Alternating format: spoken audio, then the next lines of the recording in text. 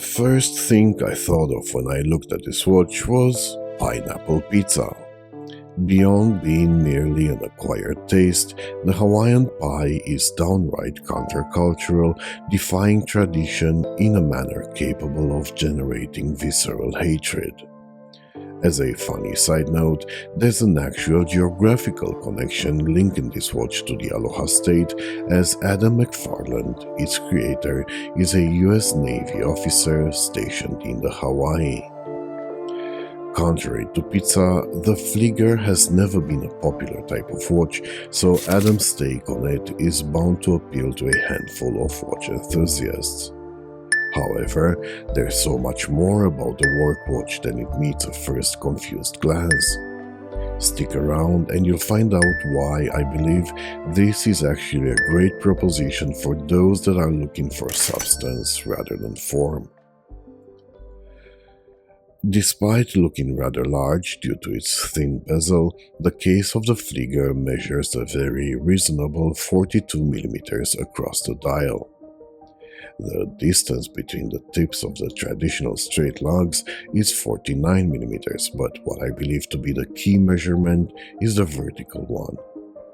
This one stands at a smidge over 10mm, which allows for a uniform, matte finish without the need for bevel transitions to make it seem slimmer than it is. I, however, am not a big fan of the etched model name on the side of the case, especially when said model name seems to be just a random series of letters and numbers. It actually refers to the caliber and the diameter of the watch. What I am a fan of is the oversized diamond-shaped crown protruding across the dial that manages to dominate the 42mm case, which is a feat on itself. Of course, an oversized crown makes operating it a breeze, and the premium caliber Adam has chosen for this watch deserves being operated by it. Just listen.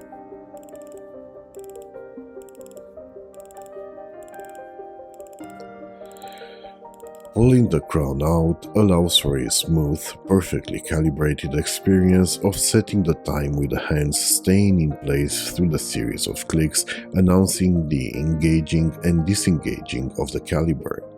But more on the movement later, as I believe it's important to note this case is made of titanium.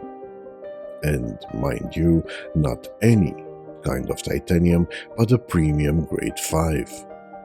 On top of it being significantly more resistant to wear and tear than the grade 2 titanium 90% of the watches are made of, Adam has opted to cover the case with an anti-scratch coating. The case back is as utilitarian as they come, with basic information about the manufacturer, model name, and caliber used. The manually wound Sellita SW210-1 carries the perfect balance between refinement and endurance and has been used by, let's call them, premium microbrands from Christopher Ward to Halios to Anordan, and befittingly by Flieger legends like Stova and Dekla. The screw-down caseback will protect the caliber against water pressure of up to 10 bar. If you're still watching the review, it means that the left field dial configuration hasn't put you off, so let's analyze it. This is pretty much an original reinterpretation of the classic Type B Flieger. The central hour markers have been eliminated, making room for oversizing the odd minute markers connected to the even ones via a dotted minute track corresponding to precise cutouts in the shallow rehaut. Pointing at the markers, the set of muscular blued hands stands out against the black surface of the dial thanks to the ample size of the lumed surfaces with only thin contours and a couple of millimeters of plain steel, creating the illusion of floating hands. Sparking life into the dial is the outstanding seconds hand with its sweeping motion and red-colored tip. Of course, this focus on legibility is carried out to the flat sapphire crystal that has enough air coating applied on its underside to fight any glare that would negatively impact reading the time at a glance, and on the BGW9 lume application that makes this watch truly stand out in the dark. This being a prototype, I am willing to give its lume longevity a pass, hoping the seconds hand and the markers will get an equal amount of lume as the main hands on the production model. One thing that will definitely change on the production variant will be the strap. I love myself a nice sturdy leather strap, but on my 19cm wrist, this one clashes with the watch in pretty much every aspect, and that's why I would love to see more than just the announced thinning, tapering, and quick release spring bars. In this reviewer's humble opinion, the strap of this watch shouldn't match the dial and the markers, but rather the slim case.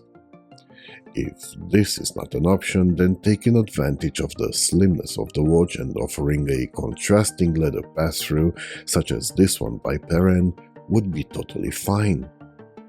Or, finally, if the strap has to be black, then giving up on the extremely busy pattern and choosing to emphasize the red accent, like this again Perrin strap does, would better complement the watch. To recap, we have here the prototype of a watch made of grade 5 titanium with a superfluous anti-scratch coating, a great manually wound Swiss caliber, blued hands, sapphire crystal, and above all, an original albeit polarizing design. Objectively speaking, these are ingredients for a great watch. Objectively speaking though, cheese, ham and pineapple are great ingredients too. Subjectively speaking, placing those ingredients atop a pizza crust is bound to have a few gag and many revolt. Hawaiian pizza is not for everybody, and that's fine. I applaud Adam's courage, and I will follow closely his endeavor that will culminate in the summer with a hopefully successful Kickstarter launch. This prototype will now travel to the Netherlands, where Dick will have a chance to test drive it and share his observations on his lovely Dutch Watch channel.